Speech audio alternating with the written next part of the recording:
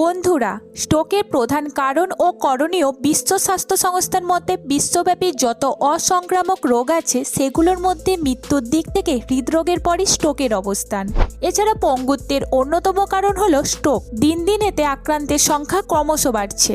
উন্নত বিশ্বের তুলনায় নিম্ন আয়ের দেশে স্ট্রোক হওয়ার ঝুঁকি অনেক বেশি বলে মনে করেন বিশ্ব স্বাস্থ্য সংস্থার। সম্প্রতি ঢাকা মেডিকেল কলেজ হাসপাতাল এক গবেষণায় দেখা গিয়েছে, বাংলাদেশের জনসংখ্যা 16 কোটি ধরা হয়, তাহলে প্রতি একক হাজার মানুষের মধ্যে 10 জনই স্ট্রোকে আক্রান্ত হন এবং এতে আক্রান্ত হওয়ার সবচেয়ে বড় কারণ হলো উচ্চ রক্তচাপ। তবে আরও কয়েকটি কারণে স্ট্রোক হতে পারে, সেগুলো হলো রক্তে কোলেস্টেরলের পরিমাণ স্বাভাবিকের তুলনায় বেশি হলে, উচ্চ রক্তচাপ, ডায়াবেটিস অনিয়ন্ত্রিত অবস্থায় থাকলে, হৃদরোগ থাকলে, মানসিক চাপ, অতিরিক্ত টেনশন, অবসাদের মতো মানসিক সমস্যা থাকলে, সারাদিন শুয়ে বসে থাকলে, পরিশ্রম না করলে, ওজন অস্বাভাবিক বেড়ে গেলে, অস্বাস্থ্যকর অনিয়ন্ত্রিত খাদ্যাভ্যাস, বিশেষত অতিরিক্ত তেল ও চিনিযুক্ত ভাজা পোড়া খাবার ও পানীয় খেলে, ধূমপান, তামাক, জর্দা বা অন্যান্য মাদক সেবন, মদপান। স্ট্রোক একটি গুরুতর স্বাস্থ্য সমস্যা এবং দ্রুত এর চিকিৎসা শুরু করা না গেলে রোগীকে পঙ্গুত্ব বরণের পাশাপাশি তার মৃত্যু পর্যন্ত হতে পারে।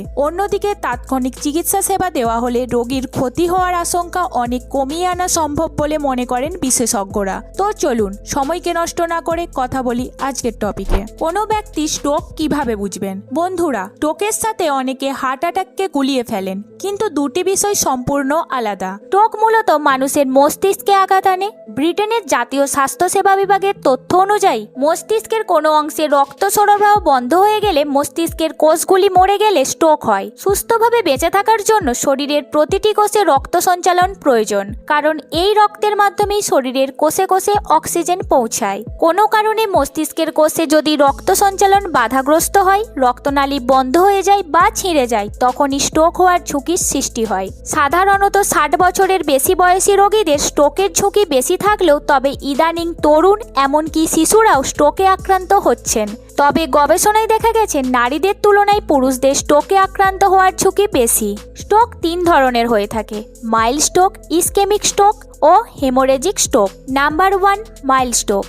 মাইল্ড স্ট্রোকে রোগীর মস্তিষ্কে রক্ত সরবরাহ সাময়িক বন্ধ হয়ে আবারও চালু হয়। এটি মূলত বড় ধরনের স্ট্রোকের পূর্ব লক্ষণ। Number 2, ischemic stroke. ইসকেমিক স্ট্রোকে মস্তিষ্ক ও শরীরের অন্যান্য স্থানে রক্তনালীতে রক্ত জমাট বাঁধে। Number 3, hemorrhagic stroke. হেমোরেজিক স্ট্রোকে মস্তিষ্কে রক্তনালী ছিঁড়ে রক্তপাত হয়। স্ট্রোক মস্তিষ্কে কতটা ক্ষতি করবে এটা নির্ভর করে এটি মস্তিষ্কের কোথায় ঘটেছে এবং কতটা জায়গা জুড়ে হয়েছে তার উপর। তবে এখানে সবচেয়ে জরুরি হলো সময়। যদি তাৎক্ষণিক ব্যবস্থা নেওয়া হয় তাহলে মৃত্যুমুখ থেকে রোগীকে স্বাভাবিক জীবনযাপনে ফিরিয়ে আনা সম্ভব। চিকিৎসকরা বলেছেন, রোগী যত দ্রুত চিকিৎসা পাবে ক্ষতির আশঙ্কা ততই কমবে। ঢাকা মেডিকেল কলেজ হাসপাতালের নিউরোসায়েন্স বিভাগের সহযোগী অধ্যাপক শফিকুল ইসলামের পরামর্শ, কারো মধ্যে স্ট্রোকের লক্ষণ দেখা দেওয়ার সাথে সাথে বিন্দুমাত্র সময় নষ্ট না করে হাসপাতালে নিয়ে যেতে হবে। স্ট্রোকের সাধারণত কিছু লক্ষণ হলো আচমকা হাত, পা বা শরীরের কোনো একটা দিক অবশ হয়ে যাওয়া, হাত ওপরে তুলতে না পারা,